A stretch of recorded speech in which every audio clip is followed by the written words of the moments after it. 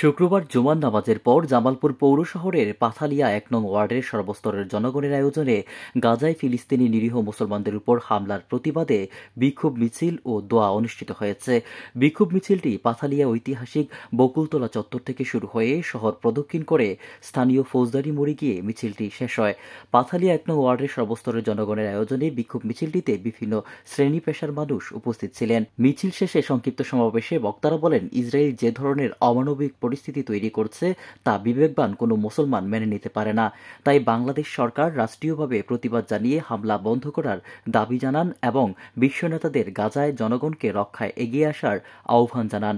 পরে ইসরায়েলি হামলায় নিহত ফিলিস্তিনিদের রুহের মাগফিরাত ও আহতদের সুস্থতা কামনায় বিশেষ দোয়া ও মোনাজাত করা হয়। জামালপুর থেকে মেরাজুল ইসলাম রবিনের রিপোর্ট, আমার বার্তা ডিজিটাল। আমরা পাথালিয়াবাসী আজকে ইসরায়েলের বিরুদ্ধে ফিলিস্তিনিদের পক্ষে সমাবেশ এবং দোয়া করেছি। আমরা চাই আমাদের আজকের এই সমাবেশ প্রশাসনিকভাবে যেন জাতিসংঘে পৌঁছে যায়।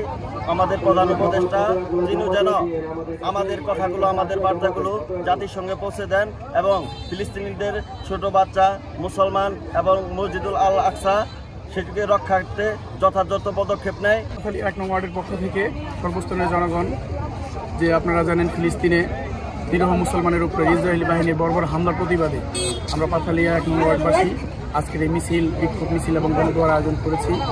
আমরা চাই এখান থেকে যেন সারা বিশ্বে এই বার্তা পৌঁছে যাক যে ফিলিস্তিনিতে যেভাবে বর্বরতার মতো একটা হামলা চালিয়েছে দখলদার ইসরায়েলি, এবং কি যাদের কারণে আজকে শিশু বাচ্চারা মতো নিরাপদ না, মহিলারা পর্যন্ত নিরাপদ না, হাসপাতাল, আপনার স্কুল, কলেজ কোনো জায়গায় নিরাপদ না, মসজিদ পর্যন্ত নিরাপদ না। আমরা চাই জাতিসংঘের কাছে এখান থেকে জানাতে চাই যে জাতিসংঘ যেন একটা উদ্যোগ নেয়, এই যুদ্ধবিরতি যেন অনতিবিলম্বে বন্ধ করা হয়। সাইকে চরমরায় বলেছে ইসরায়েলের পণ্য খাওয়া, মুসলমান রক্ত খাওয়া এক কথা। আমরা সবাই ইনশাআল্লাহ ইসরায়েলের পণ্য যত পাই বয়কট করবো ইনশাআল্লাহ। আমরা বাংলাদেশ সব প্রচন্ড পরিমাণ সুখা যে এ ফিলিস্তিনি এই ঘটনায় আর মনে হলো এরকম পুরোপুরি ঐক্যের ব্যাপার সেবার আর বাংলাদেশের কত ঐক্য এটা আজকে জামালপুরবাসী জানবো, পুরো দেশ জানবো।